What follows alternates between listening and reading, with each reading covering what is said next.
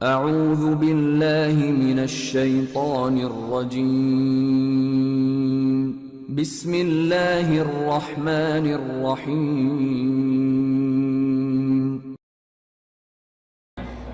اعوذ باللہ من الشیطان الرجیم بسم اللہ الرحمن الرحیم۔ آج مورخہ 10 اپریل 2021 ہے اور ہمارا جو 15 روزہ درس ہوتا ہے اس کا سلسلہ انشاءاللہ آج ہم کر رہے ہیں، اور آج جو ہے سورہ بقرہ کی آیت نمبر 274 سے ہم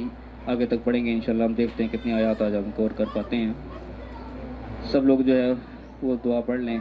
اعوذ باللہ من الشیطان الرجیم بسم اللہ الرحمن الرحیم رب اشرح لی صدری ویسر لی امری واحلل عقدۃ من لسانی یفقہوا قولی۔ اس سے پچھلے جو ہم نے 2 رکوع پڑھے وہ مال کے خرچ کے اوپر تھے، اور آج کا رکوع بھی ہے، اس کا بھی آغاز اسی طریقے سے ہو رہا ہے، مال کے خرچ کے اوپر ہی اس کا بھی آغاز ہو رہا ہے۔ فرمایا اللہ تعالیٰ نے الذین ینفقون اموالہم باللیل والنہار، کہ وہ لوگ جو اپنا مال خرچ کرتے ہیں دن کو بھی رات کو بھی، سرا و علانیۃ، چھپا کے بھی اور ظاہر طور پہ بھی، یعنی کہ دن کو جو مال خرچ ہو رہا ہے لوگوں کو نظر آئے، لیکن رات کو جو پوشیدہ خرچ کر رہے ہیں وہ پوشیدہ کسی کو نظر نہیں آ رہا۔ جو بھی لوگ جس طریقے سے بھی خرچ کرتے ہیں اللہ کی راہ میں، فلہم اجرہم عند ربہم، تو ان کا اجر ان کے رب کے پاس محفوظ ہے۔ جو بھی خرچ کیے وہ کہیں رائے گا نہیں جا رہا، کہیں ضائع نہیں جا رہا، اللہ کے پاس کا اجر محفوظ ہوتا چلا جا رہا ہے۔ ولا خوف علیہم ولا هم یحزنون، ایسے لوگوں پر نہ کوئی خوف ہوگا نہ کوئی غم ہوگا، یعنی کہ جو اللہ کے راہ میں خرچ کر رہے ہیں، چھپا کے کر رہے ہیں، چاہے ظاہر کر رہے ہیں، جیسے بھی کر رہے ہیں، ان کو کوئی خوف نہیں ہونا چاہیے، ان کو کوئی ڈر نہیں ہونا چاہیے، ان کو کوئی ڈر نہیں ہوگا کہ وہ خود فقیر ہو جائیں گے، کوئی محتاج ہو جائیں گے۔ ولا هم یحزنون، نہ ان کو کوئی غم ہی ہوگا کہ یہ نہیں کہ بعد میں خرچ کر کے وہ پچھتا رہے ہوں گے میں نے کیا کر دیا، کوئی غم لگ جائے ان کو، ایسا کچھ نہیں ان کے اوپر ہوگا۔ ولا خوف علیہم ولا هم یحزنون، نہ کوئی خوف نہ کوئی غم۔ جو فرمایا کہ الذین یاکلون الربا، وہ لوگ جو سود کھاتے ہیں، الربا کھاتے ہیں، سود کھاتے ہیں، لا یقومون الا کما یقوم الذی یتخبطہ الشیطان من المس، وہ اس دن ایسے کھڑے ہوں گے جیسے کہ شیطان کسی کو جو ہے چھو کر اس کو مخبوط الحواس کر دے، اس کو دیوانہ کر دے، اس کو پاگل کر دے، اپنے ہوش و حواس کھو بیٹھے۔ یعنی کہ قیامت کے دن کا زیادہ تر معاملہ اس میں آ رہا ہے کہ یہاں تو ظاہر سود کھانے والے بڑے ہمیں ہٹے کٹے پھرتے نظر آتے ہیں، لیکن جو قیامت کے دن لوگ سب اٹھے ہوں گے، حساب کتاب کا وقت آئے گا، اس وقت لوگوں کی حالت ایسی ہوگی کہ حالت غیر ہوئی ہوگی، اپنے ہوش و حواس سے نہیں ہوں گے، ایسے جیسے کوئی پاگل پھر رہا ہوتا ہے کہ شیطان نے اس کو پاگل کر دیا چھو کے، ایسی ان کی حالت ہوگی۔ ذالک بانہم، یہ کیوں ایسا ہوگا کہ قالوا، وہ یہ کہتے ہیں کہ انما البیع مثل الربا، کہ بیع بھی تو ربا کی طرح ہی ہے، ایک بیع ہے اور ربا ہے، 2 الگ الگ چیزیں ہیں، وہ کہتے ہیں دونوں ایک جیسی ہی ہیں۔ وَأَحَلَّ اللَّهُ الْبَيْعَ وَحَرَّمَ الرِّبَا، حالانکہ اللہ تعالیٰ نے جو ہے بیع کو حلال کیا اور ربا کو حرام کیا۔ فمن جاءہ موعظۃ من ربہ، جس کو اس کے رب کی طرف سے واعظ و نصیحت آ گئی، فانتہر، وہ رک گیا، فلہ ما سلف، جو ہو گزرا وہ اس کے لیے ہوگا، وہ امرہ الی اللہ، اس کا معاملہ اللہ پر ہے۔ ومن عاد، اور پھر تو دوبارہ زیادتی کرے، پہنچ گئی اس کے بعد نصیحت، اس کے بعد پھر وہ اسی کام پہ لگا ہوا ہے، فاولئک اصحاب النار، ایسے لوگ جہنمی ہیں، ہم فیہا خالدون، وہ ہمیشہ رہیں گے۔ یہ پہلی آیت جو ہے، یہ پہلی ہم نے پڑھی۔ دوسری آیت جو ہے یہ ربا کے بارے میں، سود کے بارے میں ہے۔ اس کے اندر 2 چیزوں کا تذکرہ آیا کہ ایک تو اللہ نے یہ بتایا کہ جو لوگ سود کھاتے ہیں ان کی ایک تو حالت بتائی قیامت کی، ان کی کیا حالت ہوگی کہ وہ اپنے ہوش حواس میں نہیں ہوں گے، کہ وہ ایسے ہوں گے جیسے شیطان نے ان کو ہاتھ لگایا اور وہ پاگل ہو گئے، اپنے ہوش حواس کھو بیٹھے۔ وجہ کیا بتائی کیا ہوگا؟ وہ کہتے ہیں کہ بیع اور ربا ایک جیسی چیزیں ہی ہیں، ایک جیسے اللہ تعالیٰ نے بیع کو حلال کیا اور حرام کو ربا کو حرام کیا۔ اب یہ ہمیں یہاں پہ غور سمجھنے کی ضرورت ہے کہ بیع اور ربا میں اصل میں فرق کیا ہے، بیع کیا چیز ہے اور ربا کیا چیز ہے، جو وہ کہتے ہیں 2 تو ایک جیسی ہے۔ اب بیع دراصل جو ہے کہتے ہیں، اس سے لفظ بنایا بیعت، اس میں ہم کہتے ہیں کہ کسی کے ہاتھ میں اس طرح بیعت کر دی جاتی ہے، یہ اصل میں ایک معاہدہ ہے، اس کے معنی ہیں ایک کوئی کمٹمنٹ کر لینا، ایک ڈیل کر لینا، ایک معاہدہ کر لینا، ایک سودا کر لینا۔ خرید و فروخت کے لیے بھی لفظ بیع کا استعمال ہوتا ہے، جہاں پہ سورہ جمعہ میں آتا ہے کہ جب نماز کے لیے پکارا جائے تو وذروا البیع، اپنے کاروبار چھوڑ دو، جو ہے خرید و فروخت چھوڑ دو، یعنی کہ جو بھی تمہارے معاملات چل رہے ہیں، جو بھی تم نے ڈیل کر رکھی ہے، اس کو ہر قسم کی ڈیل چھوڑ دو، ہر قسم کی جو بھی تمہاری کمٹمنٹ ہے اس کو چھوڑ دو، اللہ کی طرف بھاگو۔ یہ سورہ جمعہ میں آتا ہے۔ تو بیع سے مراد کوئی بھی چیز خرید و فروخت جو ہو رہی ہے وہاں بھی ایک ڈیل ہو رہی ہے، ایک کمٹمنٹ ہو رہی ہے، ایک جو ہے معاملہ طے ہو رہا ہے۔ تو بیع وہ چیز ہے جہاں پہ آپ نے کوئی معاملہ طے کیا، اس کی ڈیل ایک پوری کی پوری کی گئی ہے، آپس میں بیٹھ کے ایک معاملہ طے کیا گیا۔ اور ربا جو ہے وہ اس سے اپوزٹ چیز ہے، دوسری جو اللہ نے حرام کی گئی ہے۔ ربا کیا چیز ہوتی ہے؟ ربا کا جو بیسیکلی مادہ ہے وہ ریب واو سے بنتا ہے، اس کے میننگ بیس ہیں کہ کسی چیز کا بڑھنا، پھلنا پھولنا، کسی کا پرورش پانا، اس کا جو ہے پروان چڑھنا، یہ قسم کے معنی رکھتا ہے یہ لفظ۔ تو ربا بھی اصل میں ایسی چیز ہے جس میں ایک چیز بڑھتی ہے، ہمارا مال کی بڑھوتری ہوتی ہے، اور بیع بھی اسی طرح کا طریقہ ہے، اس کے ذریعے بھی مال بڑھتا ہے۔ ظاہر ہم خرید و فروخت کرتے ہیں کہ چیز کو بیچتے ہیں تو ظاہر اس کے ذریعے ہمارا مال بڑھتا ہے،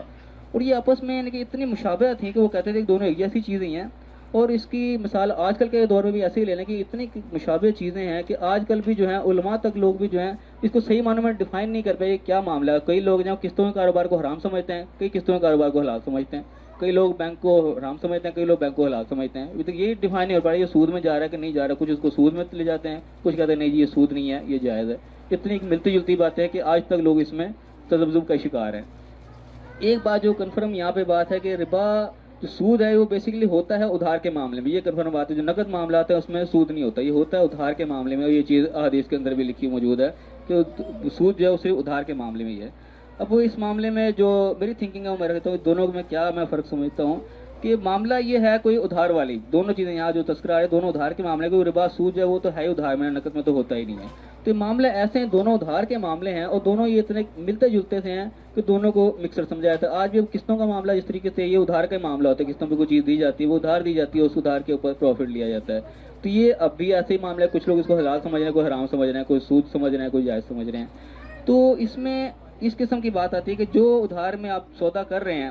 وہ اس صورت میں حلال ہوگا جب اس کے اندر بیع شامل ہوگی, کوئی بیع حلال ہے. تو ربا کے اندر جو ہوگا وہ بیع ظاہر باتیں شامل نہیں ہوگی. اب بیع میں کیا ہوتا ہے کہ آپ اس کی مکمل ایک ڈیل کر لیتے ہیں, طے کر لیتے ہیں چیز. اس میں جو ایسا آپ کا ادھار کا معاملہ ہے جس میں آپ نے اپنے پروفٹ کو اپنے منافع کو طے کر لیا کہ یہ چیز اتنے کی ہے, اتنا میرا منافع ہے, اس میں یہ میں منافع لے رہا ہوں. اور ظاہر یہ معاملہ ہونا اسی میں جس میں آپ نے تھوڑے تھوڑے پیسے چیز آپ ادھار دے رہے ہیں, تھوڑے تھوڑے کر کے اپنا منافع لے رہے ہیں. جہاں پہ آپ نے اپنے منافع کو ڈن کر لیا, طے کر لیا, اپنا منافع فکس ہو گیا کہ یہ میرا منافع ہے, اس کے اندر یہ چیز ہے, وہ تو ہوگی بیع کے اندر. لیکن جس چیز ایسی ہے جس میں آپ کا منافع طے نہیں ہوگا, آپ منافع لے کتنا رہے ہیں, کتنے پرسنٹ, جس طریقے سے کوئی چیز سود جس طریقے سے دیا جاتا ہے کہ جس طریقے سے پاکستان نے لیا ہوا قرضہ اس کے اوپر وہ سود دے رہا ہے اور وہ مسلسل دیے جا رہا ہے, کہاں تک دے رہا ہے, کوئی اس کا اینڈ نہیں ہے. تو جو معاملہ ایسا ہے نا جس کا کوئی اینڈ نہیں, آپ نے اس کو پروفٹ کا کوئی ریشو طے نہیں کی کہ میں کتنا پروفٹ لے رہا ہوں کیا نہیں رہا, جو معاملہ طے نہیں ہوا وہ بیع کے اندر نہیں آیا, وہ ربا کے اندر چلا گیا, وہ ہو گیا حرام. لیکن جس میں آپ نے طے کر لیا اسی چیز کے اندر وہ قسطوں کی چیز بھی آ جاتی ہے, وہ کئی علماء حلال کہتے ہیں.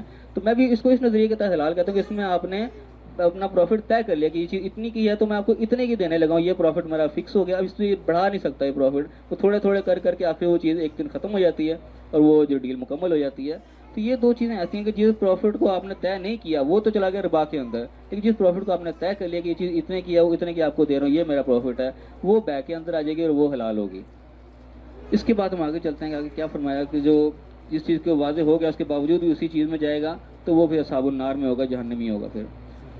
آگے اللہ نے فرمایا کہ یمحق اللہ الربا ویربی الصدقات, اللہ تعالیٰ ربا کو مٹاتا ہے, اس کو ختم کرتا ہے اور صدقات کو بڑھاتا ہے. اللہ تعالیٰ جو ہے صدقات کی طرف کہتے ہیں کہ صدقات کو بڑھایا جائے, اور جو یہ ربا ایسا پروفٹ ہے جو کہ اس کا کوئی اینڈ ہی نہیں ہے, اس چیز کو ختم کیا جائے. اللہ تعالیٰ اس چیز کو مٹاتا ہے. واللہ لا یحب کل کفار نسیم, اللہ تعالیٰ ہر کافر اور ناشکر اور گناہ گار کو پسند نہیں کرتا, اس سے کوئی محبت نہیں رکھتا, اس سے دوست نہیں رکھتا. اس کے بعد فرمایا کہ ان الذین آمنوا, بے شک وہ لوگ جو ایمان لاتے ہیں, وہ عاملوا الصالحات, جو نیک عمل کرتے ہیں, وہ اقاموا الصلاۃ و آتوا الزکات, نماز قائم رکھتے ہیں, زکوٰۃ ادا کرتے ہیں, لہم اجرہم عند ربہم, ان کا اجر ان کے رب کے پاس محفوظ ہے, ولا خوف علیہم ولا هم یحزنون, نہ ان کے اوپر کوئی خوف ہوگا نہ غم ہوگا. وہی بات جو پہلے دہرائی گئی تھی, یہ چیزیں جو کرتے ہیں اللہ کی بات کو ماننے والے, ایمان لانے والے, نیک عمل کرنے والے, نماز قائم کرنے والے, زکوٰۃ قائم کرنے والے, ان کے اجر محفوظ ہیں, ان کے کسی کو خوف اور غم نہیں ہوگا. اس کے پھر اللہ تعالیٰ نے حکم دیا کہ یا ایھا الذین آمنوا, اے ایمان والو, اتقوا اللہ, اللہ سے ڈرو, وذروا ما بقی من الربا, اور ربا میں سے جو کہ سود میں سے تمہیں رہ گیا اس کو چھوڑ دو, ان کو تم مومن, اگر تم ایمان والے ہو. فإن لم تفعلوا, تو تم ایسا نہیں کرو گے, فاذنوا بحرب من اللہ ورسولہ, تو اللہ اور اس کے رسول کے ساتھ جنگ کے لیے بھی تیار ہو جاؤ. سود کو اللہ تعالیٰ نے اس حد تک یہاں پہ منع کیا کہ جو بھی اب ہو چکا اس کو چھوڑ دو, جو باقی رہ گیا اس کو ختم کر دو. کبھی بھی ایسا نہیں کرو گے تو پھر تم سمجھو کہ اللہ اور اس کے رسول کی جنگ کر رہے ہو, جنگ کے لیے پھر تیار رہو. وَإِن تُبْتُمْ, اور اگر تم توبہ کر لو گے, اس چیز سے باز آ جاؤ گے, فَلَكُمْ رُءُوسُ أَمْوَالِكُمْ, پھر تمہارا جو اصل مال ہے جو تم نے اس کو دیا ہے اس کا تمہارا حق ہے, وہ تم لے سکتے ہو. لا تظلمون ولا تظلمون, نہ تم کسی پر ظلم کرو نہ تمہارے پہ کسی پر ظلم ہوا, تم پر بھی ظلم نہیں ہونا چاہیے. یعنی کہ اصل مال تم نے جو دیا اس کا تمہارا حق ہے نا, وہ بھی مارا جائے تو تمہارے ساتھ ظلم ہو گیا, وہ تم لے سکتے ہو. لیکن جو اگلے سے تم ظلم کر رہے ہو اس سے اضافی لیے جا رہے ہو اور اس کا کوئی اینڈ ہی نہیں ہونے میں آ رہا, وہ تم ظلم کرو گے, یہ بھی نہیں ہونا چاہیے اور وہ بھی نہیں ہونا چاہیے, دونوں طرف ظلم نہیں ہونا چاہیے. اگر میں کہ وَإِن كَانَ ذُو عُسْرَةٍ, اگر کوئی ایسا مشکل وقت والا ہے, کوئی تنگ دست ایسا ہے, فَنَظِرَةٌ إِلَىٰ مَيْسَرَةٍ, تو اس کو اس کی آسانی تک مہلت دو. یعنی کہ جو تمہیں اصل مال بھی نہیں دے پا رہا ہو, اس کنڈیشن میں اصل بھی نہیں دے پا رہا, اس کا انتظار کرو گے, وہ اس وقت آسانی تک آئے, اس کو پریشر نہ ڈالو اس کے اوپر. وَأَن تَصَدَّقُوا خَيْرٌ لَكُمْ, اگر تم اس کو صدقہ ہی کر دو کہ تم ایسا وہ محتاج ہے کہ تمہیں نہیں دے پا رہا, تم اس کو ویسے اللہ کے نام پہ چھوڑ ہی دو, وہ تمہارے لیے بہت زیادہ بہتر ہے. تو اس میں تمہیں جو دیا اتنا ہی ملنا تھا، لیکن اللہ کے نام پہ میں چھوڑ دیا تو اللہ تعالیٰ نے تو بہت بڑے نام و کرام کا وعدہ کیا، وہ تو حضرت میں 700 گنا زیادہ دے دے، تو تم چھوڑ ہی دو ایسے مجبور کو جو نہیں دے پا رہا، وہ تمہارے لیے بہت بہتر ہے، ان کو تم تعلیم رکھو، تم جان لو۔ اب میں کہ وَاتَّقُوا يَوْمًا تُرْجَعُونَ فِيهِ إِلَى اللَّهِ، اور ڈرو پھر اس دن سے جس دن تم پھر اللہ کی طرف لوٹائے جاؤ گے۔ ثم توفى كل نفس ما كسبت، اس دن ہر جان کو بھی اس کا پورا پورا بدلہ دیا جائے گا جو بھی اس نے کمایا، اس دن کسی کے ساتھ کوئی ظلم نہیں ہوگا، وهم لا يظلمون، ان کے ساتھ کوئی بھی ظلم نہیں کیا جائے گا، لیکن آخر کو اسی دن لوٹنا ہے۔ جو بھی تم اگر کسی کے ساتھ زیادتی کرو گے تو یہ ذہن میں رکھو کہ لوٹنا پھر آخر وہی ہے، اس دن پھر کسی کے ساتھ کوئی ظلم زیادتی نہیں ہوگی، جس کے ساتھ تم یہاں ظلم کر گئے اس کو وہاں اس دن اس کا حق مل جائے گا، اس دن وہاں ظلم نہیں ہوگا، تم جو کچھ کھایا تو تمہیں اس کو پھر وہاں واپس کرنا پڑے گا، یہ چیز ذہن میں رکھو، اور پھر کسی کے ساتھ وہاں کوئی ظلم نہیں ہوگا۔ یہ آیت ہماری یہاں پہ ختم ہوتی ہے، یہاں پہ ہمارا رکوع مکمل ہوتا ہے۔ تو اس میں اب دیکھ لیں اگر کوئی بات سمجھنے لائق ہے، ہم ایک دفعہ اس کو دوبارہ ریویژن کر لیتے ہیں کہ اللہ تعالیٰ نے کیا کہا ہے، اس کے بعد ہم دیکھیں گے اس میں کیا سمجھنے لائق بات ہمارے ہے دوبارہ۔ اللہ تعالیٰ نے یہاں پہ فرمایا کہ الذین ینفقون اموالہم، جو لوگ اپنا مال خرچ کرتے ہیں رات کو دن کو چھپا کے یا اعلانیہ، ان کا اجر ان کے رب کے پاس محفوظ ہے، کوئی جانے نہ جانے اللہ تعالیٰ جانے، جو بھی چھپا کے خرچ کر دیا اللہ کو پتہ ہے اس کا اجر ان کے پاس محفوظ ہو گیا، اور اس کے اوپر کوئی خوف نہیں ہونا چاہیے، کوئی غم نہیں ہونا چاہیے، اس کو کوئی پریشانی نہیں آنے لگی، اس نے مال جو خرچ کیا اس کو تنگی نہیں آئے گی، یہ وہ بے فکر رہے۔ اس کے بعد کہا کہ جو لوگ پھر سود کھاتے ہیں ان کا پھر خیال ایسا ہوگا، پھر وہ ایسے وہ کھڑے ہوں گے جب حساب کتاب کا وقت ہوگا، اس وقت ان کے دماغ پھر کام نہیں کر رہے ہوں گے، وہ مخبوط الحواس اور پاگلوں کی طرح وہ کھڑے ہوں گے، اس دن کا کوئی پریشان حال نہیں ہوگا۔ وجہ کیا تھی کہ اس دنیا میں یہ کہتے تھے کہ بیع اور ربا تو ایک جیسی چیزیں ہی ہیں، ایک چیز کو طے کر کے لے لو چاہے بغیر طے کر کے لے لو، ایک ہی بات ہی ہے، حالانکہ اللہ تعالیٰ نے طے کر کے چیزوں کو، ایک معاملے کو ڈیل کرنے کو اللہ نے حلال کہا جہاں پہ پتہ لگے کیا ہو رہا ہے کیا نہیں ہو رہا۔ تو جو ایسا معاملہ ہے جس کا اینڈ کوئی نہیں پتہ نہیں کتنا منافع دیا جا رہا ہے، کیا بڑھ رہا ہے، کس حساب سے بڑھ رہا ہے، اس کو اللہ نے حرام کیا کہ ایسے اندھیرے میں نہیں ہونا چاہیے کہ تم پتہ ہی نہیں لگے تم کتنا دے رہے ہو، کہاں تک دینا ہے، اور لینے والے کو نہیں پتا میں نے کتنا لینا، وہ لیے چلا جا رہا ہے۔ یہ معاملہ اللہ نے حرام کیا، جہاں پہ آپ نے ڈیل کر لی ہے کہ آپ کا بیع ہو گیا ہے، کہ آپ کی ڈیل ڈن ہو گئی، وہ حلال ہے۔ اس کے بعد بتایا کہ جس کے بعد یہ نصیحت آ پہنچی اور اس کے بعد وہ اس کام سے رک گیا تو پھر جو کچھ ہو چکا اس کی معافی ہے، لیکن اس کو پھر معاملہ پھر اللہ کی طرف ہوگا، اللہ تعالیٰ خود اس کا فیصلہ کرے گا، لیکن یہاں اس کو رک جانا چاہیے اب، اور لیکن اس کے بعد جو پھر اسی راستے پہ چلتا رہے گا وہ تو پھر جہنمی ہے، پھر جہاں آگے اس کا ٹھکانہ پھر اسی میں رہے گا۔ اس کو اللہ نے کہا کہ اللہ تعالیٰ اس ربا کو ختم کرتا ہے، یہ سود والا معاملہ جو بے انتہا کا جو پروفٹ ہے جس کا کوئی اینڈ ہی نہیں ہے، اس کو اللہ تعالیٰ مٹانا چاہتا ہے، اور بھی صدقات اور صدقات کو بڑھانا چاہتا ہے کہ تم لوگوں کی مدد کرو بجائے اس کے کہ تم ان کا خون چوسو، یہ اللہ تعالیٰ اس کو اسی کو پسند کرتا ہے کہ تم صدقہ کرو اس کو۔ اور اس کے بعد اللہ بتایا کہ کسی کو ناشکر اور گناہ گار کو اللہ دوست نہیں رکھتا۔ پھر اس کے بعد فرمایا کہ پھر جو لوگ ایمان لاتے ہیں کہ بات کو ماننے والے، جو اللہ نے کہا ہے وہ اس کو ایمان لائیں گے، اس کو مانیں گے، اور عمل الصالحات پھر نیک عمل کریں گے، اصلاح والے عمل کریں گے، جو غلطیاں کوتاہیاں ان کو بھی اصلاح کر لیں گے اپنی، اس کے بعد نماز کو قائم رکھیں گے اور زکوٰۃ ادا کرتے رہیں گے، ان کے لیے پھر رب کے پاس اجر محفوظ ہے، ان کے اوپر کوئی خوف نہیں ہوگا، کوئی غم نہیں ہوگا۔ اس کے بعد اللہ تعالیٰ نے پھر ہمیں مخاطب کر کے کہا یا الذین آمنوا، اے ایمان والے جو اپنے آپ کو ایمان والے کہتے ہو، ایمان کا دعوے دار ہو، ڈر جاؤ اللہ سے، اتقوا اللہ، چھوڑ دو جو ربا میں سے رہ گیا، جو تم نے منافع لینے تھے ابھی اس کو چھوڑ دو، تم اس کو آئندہ سے اس طرح مت کرو، اور اگر تم اس طرح نہیں کرو گے پھر اسی منافع میں لگے رہو گے، اسی کو کھاتے میں لگے رہو گے سود کو، تو پھر جان رکھو پھر اللہ اور اس کے رسول سے تمہاری جنگ ہے، پھر بالکل دشمنی والا معاملہ ہے پھر یہ۔ اور اس کے بعد اگر تم توبہ کر لو گے تو تمہارا جو اصل مال جو ہے اس کے تم ضرور حقدار ہو، جو تم نے اصل چیز دی ہے وہ ضرور سے تم واپس لے لو، نہ تم اس کے ساتھ ظلم کرو نہ تمہارے ساتھ کوئی ظلم ہو۔ اس کے بعد فرمایا کہ اگر کوئی جو دے رہا ہے تمہیں وہ ایسا کوئی تنگ دست ہے اس کے بعد ابھی نہیں ہے تو اس کو اس کی آسانی تک مہلت دو، اس کو پریشر مت ڈالو، اور اگر وہ ایسا ہی اگر نہیں دے سکتا تو اس کو تم صدقہ ہی کر دو، تو وہ تمہارے لیے بہت بہتر ہے کہ تم علم ہو، تمہیں معاملہ کو جانتے ہو کہ اس کا کتنا فائدہ ہونے والا ہے، وہ تمہارے حق میں بہت بہتر ہے، اس کو تم پریشر ڈالو ہی نہ، اس کو فی سبیل اللہ دے دو کہ ٹھیک ہے تم محتاج ہے، جا تو رکھ میں نے تجھے سارا معاف کیا، وہ تمہارے حق میں بہت بہتر ہے۔ اس کے بعد میں کہ احساس کرو جن کا ڈرو جن سے دیکھو تو پھر اللہ کی طرف ہی لوٹ کر جاؤ گے، اس کے بعد وہ ایسا دن ہوگا جس نے جو عمل کیا ہوگا اس کو پورا اس کا بدلہ ملے گا، اور کسی کے ساتھ کوئی ظلم نہیں ہوگا۔ تم یہاں کسی کا ظلم کر بھی جاؤ گے تو وہ دن پھر ایسا ہے کہ اس دن اس ظلم کا حساب تمہیں دینا پڑے گا، وہاں پہ اس بندے کے ساتھ ظلم نہیں ہوگا جو تم نے کیا، پھر تم اسی کو بھگتنا پڑے گا۔ اللہ تعالیٰ میں سے یہ سمجھنے کی توفیق عطا فرمائے۔ اس معاملے میں جو بھی ہے وہ سوال ہم کر سکتے ہیں، اللہ تعالیٰ جو سمجھا اس کو صحیح عمل کرنے کی اور دوسروں تک پہنچانے کی توفیق عطا فرمائے۔ آمین۔ وآخر دعوانا الحمدللہ رب العالمین۔